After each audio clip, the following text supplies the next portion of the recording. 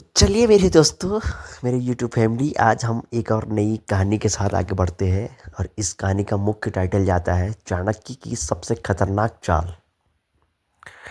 अब आप हम सभी लोग जानते हैं चाणक्य तो चाणक्य नीति थे ही, लेकिन इन चाणक्य नीति में से उनकी जो सबसे खतरनाक जो चाल थी, उनके जो नियम थे, वो कौन सी थी, आज हम उसके बारे में सुनेंगे, विस्तार से कहानी सुनेंगे। तो कृपया अपना ध्यान सिर्फ 9 मिनट के लिए इस वीडियो पे लगाइए। धन्यवाद दोस्तों। तो चलिए इस कहानी को प्रारंभ करते हैं। प्राचीन काल के नीति शास्त्र के महान प्राचीन काल के नीति शास्त्र नीति शास्त्र थे प्राचीन काल के महान आचार्य चाणक्य ने एक ऐसी अदृश्य चाल रची आचार्य चाणक्य ने एक ऐसी अदृश्य में जो दिखाई नहीं देती है, अदृश्य माने होता है दिखाई नहीं देना, अदृश्य चाल रची जो राजाओं को भी कठपुतली बना दे। ठीक है दोस्तों, जो राजा को भी कठपुतली बना दे, अपनी उंगली पर नचा दे, जो राजाओं को भी कठपुतली बना दे, ऐसी उस प्राचीन महानायक आचार्य चाणक्य ने एक ऐसी कुटिल चाल चली। अब वो चाल क्या थी, अब हम उसके बारे में सोचेंगे। तो कठपुतली बना दे, ये तो हमने पता नहीं लिया। पाटलिपुत्र का महल, पाटलिपुत्र जो एक जगह थी, पाटलिपुत्र आपने देखा होगा। पाटलिपुत्र का वो महल स्वार्थ, सत्ता और विश्वासघात के बीच, पाटलिपुत्र का वो महल स्वार्थ, सत्ता और विश्वासघात के बीच चाणक्य ने समझ लिया। विश्वासघात के बीच आचार्य चाणक्य ने समझ लिया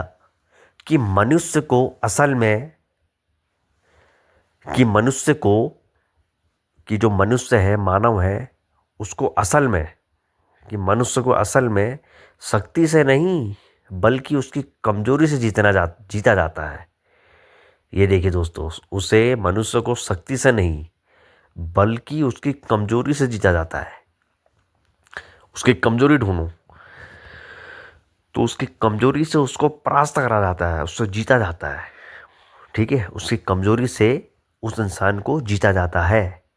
ये ऐसी चाणक्य नीति उनके दिमाग में चल रही थी और ये गहरी चाणक्य नीति थी। इसलिए उसने सारी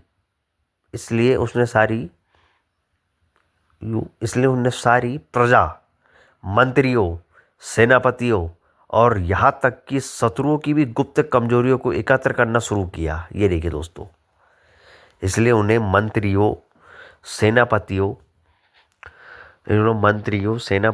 और यहाँ तक कि शत्रुओं को भी गुप्त, जो उनके शत्रु थे उनको भी नहीं छोड़ा, शत्रु को भी गुप्त कमजोरियों का एकत्र करना शुरू किया। यानी शत्रु की भी कमजोरी को ढूंढना शुरू करा उनने। एकत्र करना माने होता है इकट्ठा करना। सेनापति और शत्रु, इन सब लोगों की कमजोरी को ढूंढना, इकट्ठा करना लग गए। कोई लालची, कोई वासनाओं का दास। अब कोई लालची था, कोई वासन, बुरी आदतें थी जिनमें वासनाओं माने होती है अलग अलग, जिनमें वासना होती है। वासनाओं का दास, अलग अलग वासनाओं का दास था उनमें से। कोई प्रशंसा का भूखा, किसी को अपनी प्रशंसा अच्छी लगती थी, कोई मेरी प्रशंसा करे वो खुश हो जाता था, कोई प्रशंसा का भूखा। ठीक है, कोई भय का बंदी, किसी को डर था कि तू ऐसा करेगा तो मैं ऐसा कर दूंगा, तो कोई था भय का बंदी। यह जानकारी ही उसका असली हथियार बनी, और यह जानकारी ही इसकी असली हथियार बनी। और यही जानकारी उसकी क्या बनी, असली हथियार बनी। किसकी? उन चीज़ों की असली हथियार बनी यही जानकारी।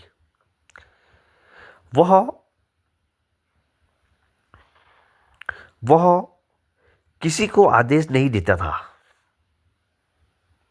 वह किसी को आदेश नहीं देता था, बस उसके कमजोरियों को छू देता। वह किसी को आदेश नहीं देता था, बस उसकी कमजोरियों को छू देता, परख लेता। जो उसकी कमजोरी थी वो उसको छू लेता, परख लेता।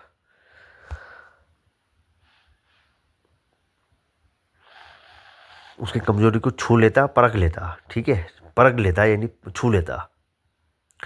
लालची को, अब मनुष्य किस टाइप के होते हैं? लालची को धन का लालच दिखा देता। जो लालची था वो क्या करता? वो लालची को धन का लालच दिखा देता, वो वैसे ही पिघल जाता। लालची को धन का लालच दिखा देता। भयभीत को सुरक्षा का वादा कर देता। अब उनकी कमजोरी पकड़ गई ना उस इंसान ने, तो लालची को लालच देता, जो डरता था उसको भयभीत कर देता, यानी उसको आश्वासन देता, मजबूती का वादा कर देता। महत्वाकांक्षी को पद का सपना दे देता। जो महत्वाकांक्षी था,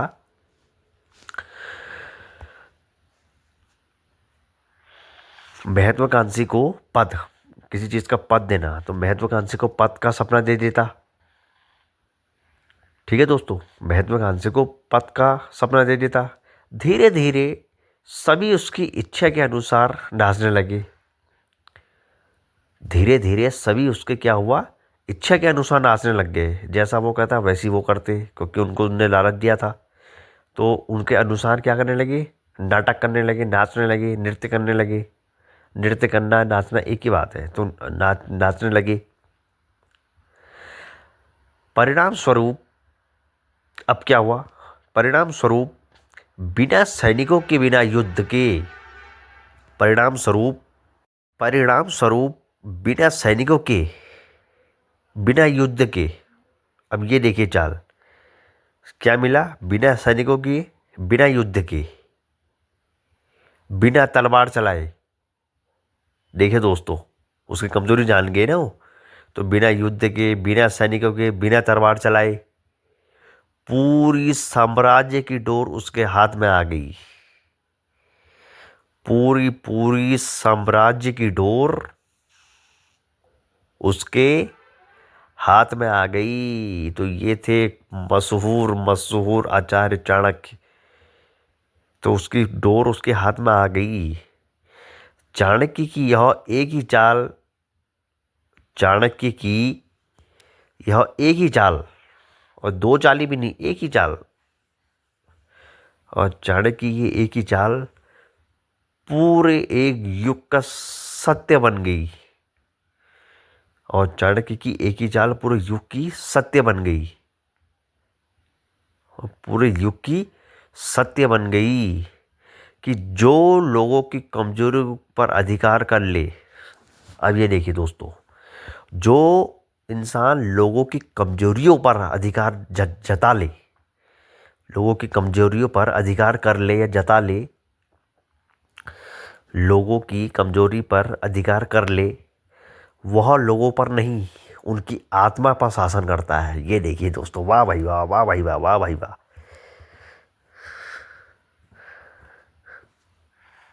जो लोग लोगों की कमजोरी पर कब्जा कर ले, वो उनकी शरीर पर नहीं, वो उनकी आत्मा पर शासन करता है। तो इस टाइप की आचार्य चाणक्य की कहानी थी, और इसी टाइप की कहानी हम और सुनाएंगे। धन्यवाद मेरे यूट्यूब फैमिली, आप लोग हमको प्रोत्साहन दे रहे हो, धन्यवाद।